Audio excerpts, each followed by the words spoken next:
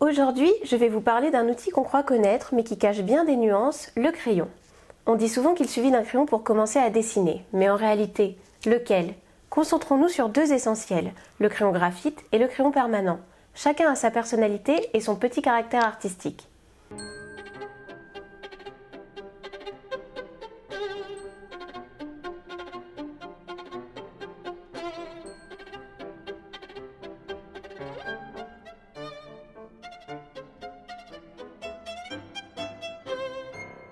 Commençons par le graphite, le grand classique. Inventé par Nicolas-Jacques Conté en 1794, le crayon de papier moderne a révolutionné notre rapport au dessin. On mélange un petit peu de graphite à de l'argile et selon la proportion, on obtient une mine plus ou moins dure. Les H sont clairs et secs, les B sont gras et profonds. Les crayons H, durs, idéaux pour les traits fins, les esquisses techniques ou les détails précis. Parfaits pour les plans d'architecture ou les mangas.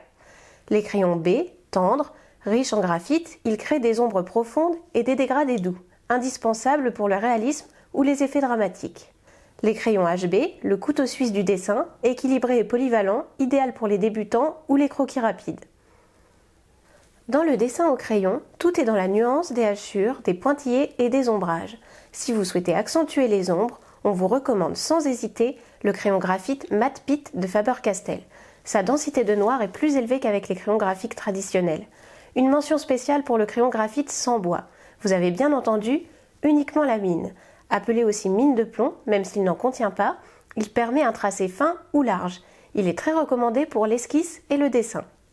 Le gros avantage du crayon graphite, c'est la souplesse du geste. On peut estomper, gommer, recommencer. L'hésitation est autorisée puisqu'on peut gommer. C'est le crayon de la liberté, celui des carnets d'études, des portraits préparatoires. Bref, du dessin vivant.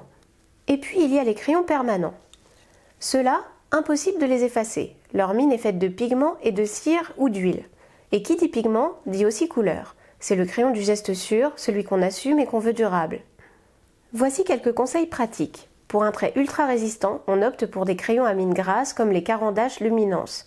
Ils adhèrent mieux au papier et résistent à l'effacement. On teste toujours la résistance sur un échantillon avant de commencer une œuvre, car certains papiers absorbent différemment les pigments. Un papier grain fin sera idéal pour les détails ou un grain épais pour les effets texturés. La couleur se travaille par couches et en superposition et le geste compte. L'écrasement du grain, l'effleurement du papier vont donner des effets différents. Pour finir, voici quelques outils complémentaires. Le grattoir pour affûter la mine et lui donner la forme souhaitée, la machine à tailler, l'estompe. En résumé, le dessin ça commence toujours par un papier et un crayon, puis des crayons. Testez-les et pour les forçats de la couleur et les adeptes des techniques mixtes, nous reviendrons très vite vous parler de crayons, aquarellables ceux-là.